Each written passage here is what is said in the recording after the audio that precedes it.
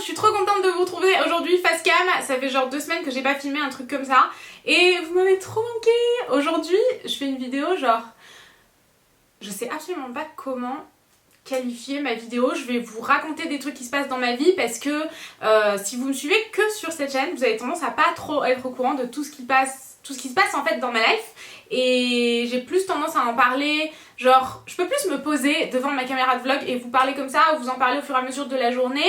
Donc j'ai plus tendance à vous parler de mais apparemment j'ai pas changé. J'ai plus tendance en fait à vous parler de mes problèmes sur ma chaîne de vlog et sur Instagram. Vous en avez vu des larmes sur Instagram ces derniers temps. Avant j'avais vraiment tendance à parler que de genre, j'avais que des bonnes vibes à vous transmettre, mais maintenant j'ai aussi envie de vous parler de la vraie vie. Je vieillis et je trouve que c'est important de pas tout rendre beau et doré, vous voyez? Je sais pas si vous me suivez. Qu'est-ce qui se passe en ce moment dans ma life? Je vais vous en parler.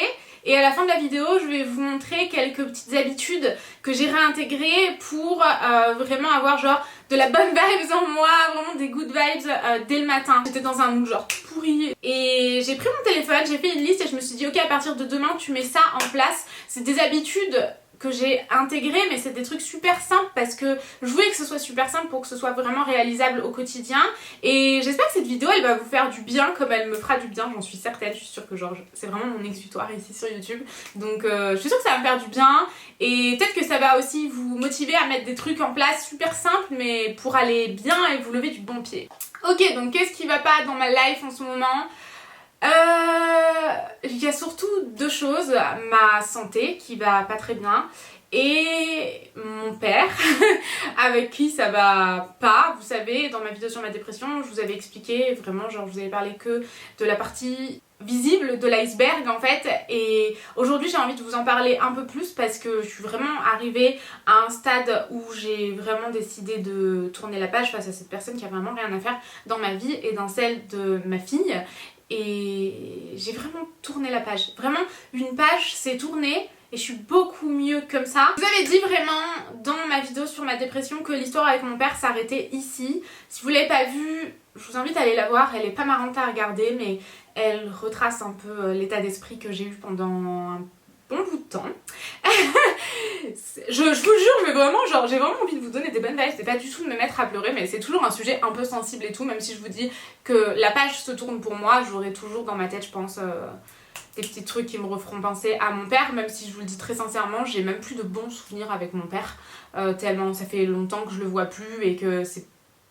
Il y a plein de trucs qui sont pas vraiment des bons souvenirs, vous voyez. Donc après ma vidéo, j'étais vraiment en mode c'est clair et net, la page elle se tourne, l'histoire avec mon père elle s'arrête là, je veux vraiment qu'on arrête de jouer avec mes émotions comme ça, on me récupère, on me rejette, on me récupère, on me rejette. J'ai beaucoup subi ça pendant plusieurs années et il m'a fallu genre 30 ans pour tourner la page. Et puis il est revenu de nulle part, avec des messages venus vraiment de nulle part, complètement incohérents et lunaires, mais genre vraiment, j'étais devant mon téléphone et j'étais vraiment en mode... what the fuck, j'ai fondu en larmes instantanément. Et heureusement j'étais avec Tanguy, il était à côté de moi, donc il m'a vraiment consolée et tout. Il est revenu de nulle part avec des messages qui me disaient que de toute façon j'allais finir toute seule et que c'était honteux de pas lui avoir rendu ce service. Oui, c'était honteux de pas avoir rendu ce service à mon père, sachant que moi j'ai toujours couru quand mon père avait besoin de moi, mais vraiment j'ai toujours couru, sauf que lui il a jamais couru pour moi. Enfin vraiment très sincèrement, je vous dis, il me reste peu de bons souvenirs avec mon père, même si c'est pas une ordure, vous voyez, c'est juste quelqu'un qui n'était pas du tout fait pour être père, vraiment pas du tout, ni pour être grand-père, parce que enfin là il est revenu avec un message complètement lunaire. À aucun moment il a pris des nouvelles de sa petite fille qui a quand même presque 8 mois déjà. Il en a vraiment genre rien à foutre quoi. C'était juste un message pour me descendre, j'ai pas compris, sachant que ça fait quand même un moment que j'avais plus de nouvelles, qu'il m'avait souhaité bonne continuation parce que j'avais pas pu lui rendre un service que franchement beaucoup de gens lui auraient dit écoute maintenant ça suffit, tu prends jamais de mes nouvelles, tu te débrouilles quoi, il y en a marre, tu reviens que quand t'as besoin de quelque chose ou quand t'as besoin d'un toit sur la tête, enfin clairement. Il était venu passer 10 jours à la maison juste parce qu'il en avait besoin, pas parce qu'il en avait envie. Dès qu'il se met avec quelqu'un, j'avais vraiment jamais de nouvelles, et dès qu'il se remettait avec quelqu'un, et dès qu'il se séparait, pardon, il était en mode oh mon dieu mes enfants je les vois jamais et tout, et après hop renexté. Donc ce message me disait que j'allais finir seule, que j'étais aberrante de pas lui avoir rendu service, enfin vraiment genre... Mon père qui lui est seul, je veux dire il n'y a plus personne, il y a plus personne qui a contact avec lui, on sait pas ce qu'il fait, on sait pas où il est, vraiment genre on sait plus rien de cette personne et à chaque fois qu'il demande des services à quelqu'un, finalement maintenant les gens lui disent non, enfin je veux dire à un moment on sait pas où t'es, on sait pas ce que tu fais, tu nous demandes même pas comment tu vas et juste tu demandes des services qui sont parfois même un peu limites quoi, des trucs que tu peux faire tout seul mais que t'as la flemme de faire.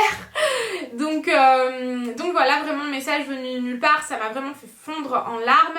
Je me disais mais pourquoi t'as besoin de m'envoyer des messages juste pour me rabaisser et me descendre et ça m'a quand même mis dans un mood tout pourri où vraiment j'allais pas bien et je me sentais nulle, genre ça a vraiment marché quoi, son message il me faisait me sentir super nulle alors que pour quelqu'un qui reproche à sa fille de pas lui rendre service alors qu'il l'a mise à la rue à 16 ans, parce que dans ma vidéo sur ma dépression, je vous avais dit que j'avais quitté le domicile familial à 16 ans, mais en réalité je l'ai pas vraiment quitté de bon cœur.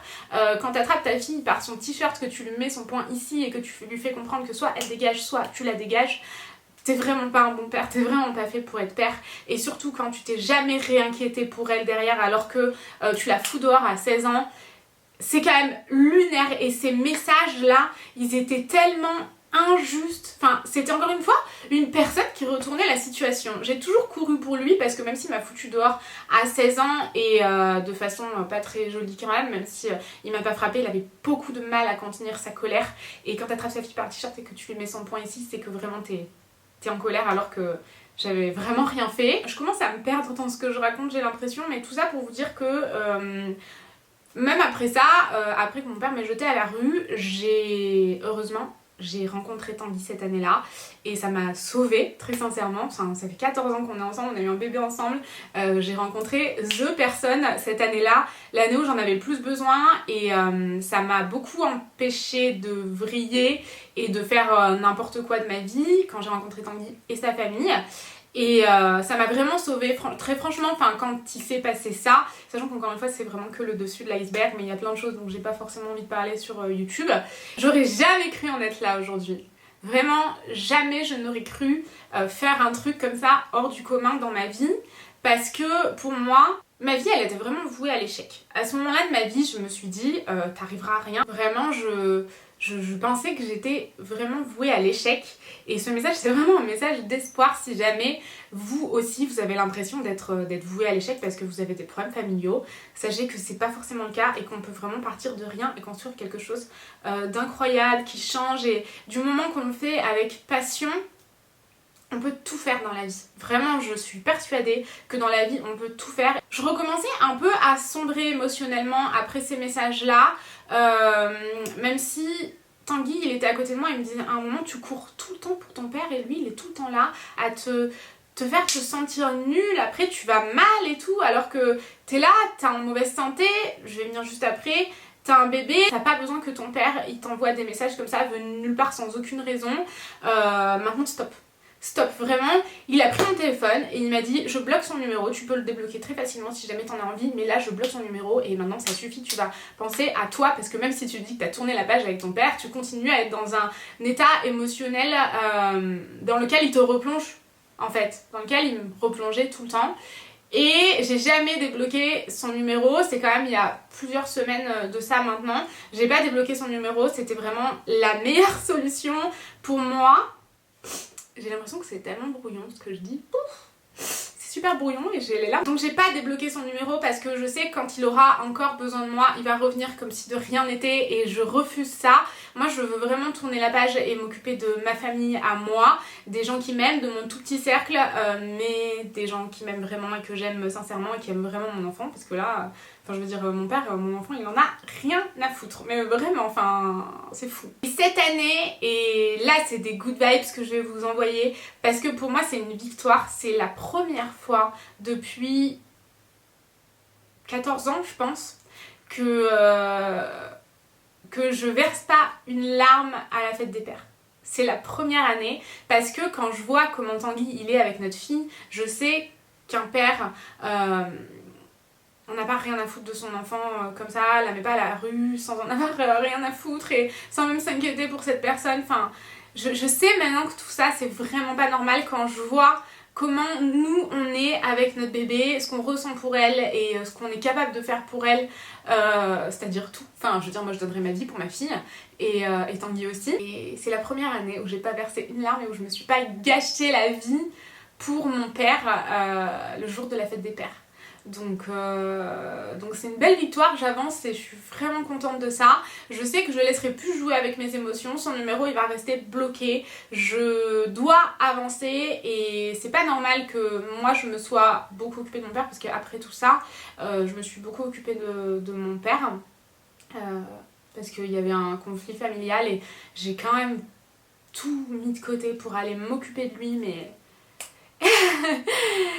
Mais au moins, moi je me regarde dans un miroir et je suis fière de moi. Je suis fière d'être allée au bout et aujourd'hui, je suis vraiment contente de tourner la page. Ça m'a encore envoyé des bad vibes, mais vraiment des vibes toutes pourries et pourtant là, ça va. Je vais bien, je vous le dis. La fête des pères, quand j'ai vu que je pleurais pas et que j'ai passé une bonne journée, j'étais tellement contente et fière de moi. Et même si il y a quand même plein de choses toujours qui me ramènent à mon père, je sais que j'ai eu beaucoup de choses à gérer, que j'aurais jamais eu à avoir à gérer, ça aurait jamais dû se passer comme ça, mais c'est comme ça, parfois c'est toi qui joues le rôle du père et pas ton père, mais il y a parfois des choses qui me ramènent à ça et c'est normal, je pense que ce sera toute ma vie comme ça. Et même si ma fille elle a qu'un grand-père, parce que ça j'y pense souvent, mais son grand-père il en vaut 10. Enfin vraiment, le papa de Tanguy il est formidable, il s'occupe d'elle comme de sa propre fille et je préfère, elle mérite 1000 fois un grand-père comme lui qu'un grand-père qui en a vraiment rien à faire d'elle, qui prend pas de ses nouvelles et c'est pour ça que son numéro il va rester bloqué parce que je veux pas que dans un an ou dans 6 mois ou dans 2 mois il ait besoin de venir chez moi parce que bah, c'est nécessaire et que je sache pas dire non parce que ça reste mon père et qu'il soit là à la maison alors qu'il en a rien à cirer de ma fille. Enfin, on mérite mieux que ça et peu importe si elle a qu'un grand-père parce que son grand-père et en vaut 15. Maintenant je vais parler de ma santé. Je vous en ai parlé vaguement sur Instagram et aussi sur la chaîne de vlog, je crois, comme je vous le disais, c'est là-bas où je vous parle le plus. Mais j'avais mal à la tête depuis mon accouchement et c'est un truc dont je vous parlerai plus en profondeur parce que moi j'avais jamais entendu ça de ma vie. J'avais mal à la tête depuis mon accouchement, j'ai vu des médecins, j'ai vu mon médecin généraliste plein de fois, on a essayé la pilule, des traitements de fond, des traitements de crise parce que ça fait plusieurs mois que je suis en traitement de fond, mais aussi en traitement de crise tous les jours parce que j'ai des crises tous les jours, donc des maux de tête très intenses. Et quand je suis allée voir le neurologue, il m'a dit voilà, il n'y a pas de raison qu'il y ait quoi que ce soit, mais comme vous avez des migraines tout le temps, on va faire une IRM pour vérifier et donc voir qu'il n'y avait rien qui allait pas bien, qu'il n'y avait pas une tumeur ou ce genre de choses. Enfin, il faut toujours vérifier quand on a mal à la tête constamment. Et j'ai eu mes résultats là il y a une semaine maintenant et ça m'a fait un sacré choc émotionnel parce que quand j'ai vu les résultats, j'étais vraiment sous le choc, j'étais là devant mon ordinateur et je m'imaginais le pire. Iliana, mon bébé, était gardée ce jour-là et j'étais dans mon ordinateur en train de pleurer toutes les larmes de mon corps parce que j'ai reçu le compte rendu sans avoir quelqu'un qui m'expliquait ce qui se passait vraiment. Mais donc on a trouvé ce qui n'allait pas dans ma tête. J'ai quelque chose qui n'est pas exactement à sa place, qui est un peu descendu et on ne peut pas savoir si c'est de naissance ou si c'est à cause de la grossesse parce que c'est possible.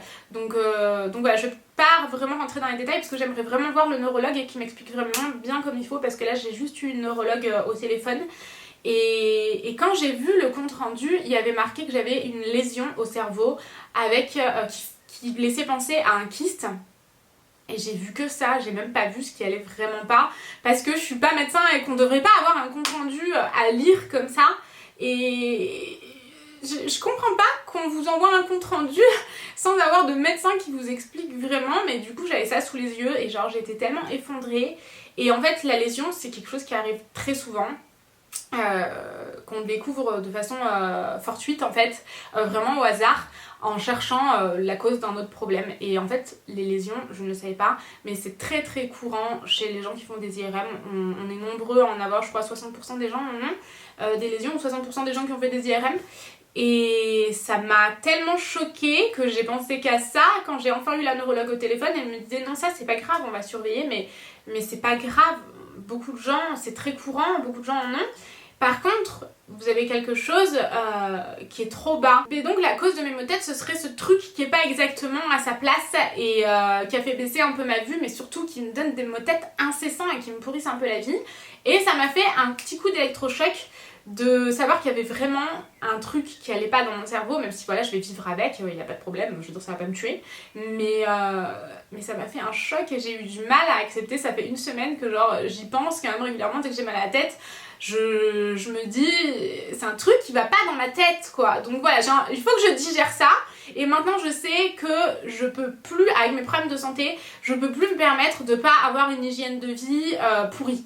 Enfin d'avoir une hygiène de vie pourrie, je peux plus me le permettre. Il faut vraiment que je remette de bonnes habitudes simples mais efficaces dans ma vie, pas que je regarde des films d'horreur à bouffer de la merde toute la nuit, vous voyez, parce que le lendemain je vais me taper une migraine plus intense. Donc c'est pour ça aussi que j'ai décidé de vraiment... J'ai envie d'aller bien et de remettre vraiment ma vie en place, j'ai envie de changer ma vie par des petites choses, vous voyez, pour aller bien. En fait, des choses réalisables pour améliorer mon quotidien parce que je veux tout faire pour ne pas amplifier mes maux de tête qui sont là tous les jours, qui sont vivables mais en même temps très pénibles et ça joue beaucoup sur ta santé mentale en fait. Et la première chose à faire, vraiment, c'est que je tourne la page en fait sur certaines personnes qui juste se servent de moi quand elles en ont besoin. Tourner la page sur ces gens qui te font te sentir nul à chier, qui te font te sentir capable de rien et que t'es seule et que, enfin, vous voyez, les gens qui te font te sentir comme ça, c'est vraiment pas des gens qui ont quelque chose à faire dans ta vie. Les gens qui t'aiment, enfin, quand je vois comment Tanguy est avec moi, les gens qui t'aiment, ils sont censés te faire te sentir extraordinaire et capable de tout faire. Et c'est que des gens comme ça que je veux dans mon quotidien. Je veux pas de gens qui juste me manipulent émotionnellement pour que je puisse leur rendre service quand ils en ont besoin. Voilà. Donc maintenant c'est parti, on va passer aux petites habitudes pour améliorer mon quotidien. Et j'espère que cette vidéo pourra vous aider, que si jamais vous avez des problèmes similaires aux miens, que ce soit de santé ou émotionnel, j'espère sincèrement que cette vidéo va vous aider. C'est vraiment le bordel dans cette vidéo, j'ai l'impression, mais écoutez, c'est vraiment le bordel dans ma tête en ce moment. Donc j'ai envie de faire des vidéos qui me ressemblent, donc cette vidéo me ressemble. Je sais même pas comment je vais l'appeler tellement c'est le bordel, mais bon bref, c'est parti, let's go. La première étape, genre c'est le basique, basique. C'est vraiment d'arriver à me lever tous les matins. Parce que quand je déprime et quand j'ai mal à la tête, c'est-à-dire H24, j'arrive pas à me lever. Quand Iliana elle est gardée, genre Tanguy la ramène super tôt parfois chez ses parents. Et je vais en profiter pour rester jusqu'à 10h dans mon lit quoi. Ça arrive pas souvent mais quand ça arrive, quand je sors du lit, j'ai juste pas du tout le moral, mais alors pas du tout. Donc je veux vraiment plus faire ça. Me lever à 7h30 quoi qu'il arrive. Je veux vraiment qu'à 7h30 je sois debout. Ça aussi vraiment j'ai une grosse crise de migraine. Mais c'est ce que j'ai fait là. Ça fait une semaine qu'on est à la maison, qu'on est rentré et ça fait une semaine que je me lève à 7h30. Et franchement ça m'aide un truc de ouf. Je me sens mieux quand je me change les idées en fait. Du coup avant le premier truc que j'avalais le matin c'était du café, sauf que je sais tellement pas m'arrêter sur le café. Bon j'en bois encore un peu de temps en temps, j'avoue, je me confesse, mais j'arrive pas à m'arrêter en fait sur le café. Du coup ça me crée des maux de tête plus intenses parce que le café finalement si t'en bois trop ça te déshydrate et ça intensifie les maux de tête. Donc j'ai décidé d'arrêter le café, sauf genre quand c'est vraiment les jours de fête, tu vois.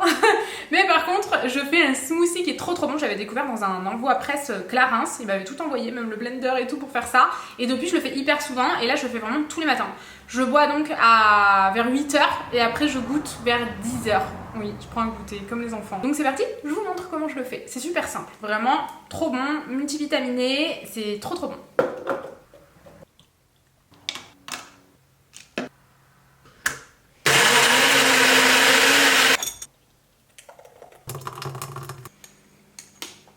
Il est délicieux.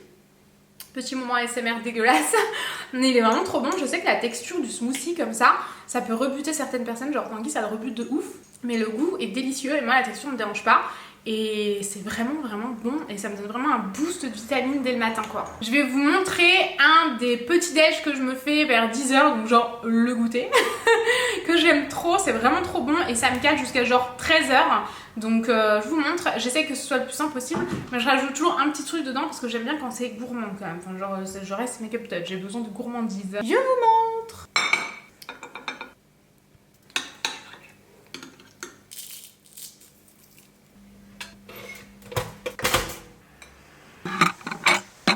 Du coup, mon petit déj, j'aimerais, parce que ça, je me suis dit genre il y a 2 semaines que je le ferai tous les matins, mais je l'ai fait aucun matin, je le fais qu'aujourd'hui là avec vous.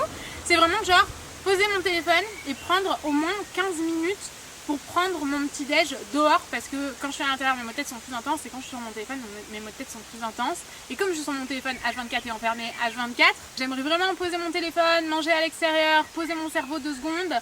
Et ce petit déj là j'aime trop, et ça, une espèce de pain protéiné là, j'aime trop. Je mets du beurre avec des cristaux de sel, parce que le beurre classique je trouve ça dégueulasse.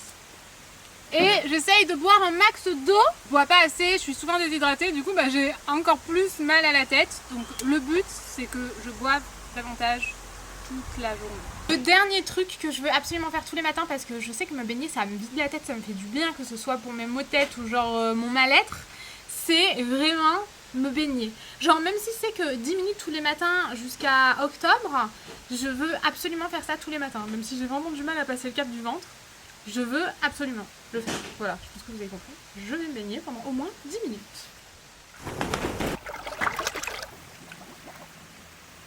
C'est la fin de vidéo la plus étrange, la clôture la plus étrange de ma chaîne. Mais je voulais juste clôturer, vous dire que j'espère que cette vidéo aura pu vous aider si jamais vous êtes dans un bad mood, à faire quelques trucs pour en sortir et à parler de vos problèmes. C'est hyper important d'en parler avec vos proches ou avec un professionnel.